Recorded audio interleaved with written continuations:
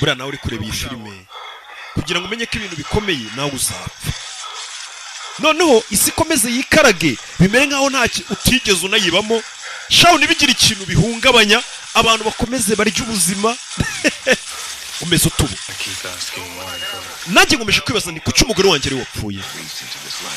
Nta mpamvu ibaho kuri ubu buzima yatuma umuntu apfa. Ati uyu numwe mu minsi mibi duhura nayo muri iyi si. Urakora iki hano Marcus? Busaza henshi kureba inshuti yanjye ya kera ukuntu imeze. Baby henshi kureba ishumi yanjye ukuntu umeze wapfushije. Urabeho John, uyu musore yitwa John. Ngo ari kwibaza ati kuki umugore wanjye ari wapfuye. Ibi nibyo ari kwibuka umugore we yarapfuye. Umugore yikubise hasi amujyanye kwa muganga yitapfa. Ubu uri kugenda muri iyi minsi ukikubita hasi ukayitupfa cyangwa ukaryama n'ubyuke n'ibintu bisanzwe.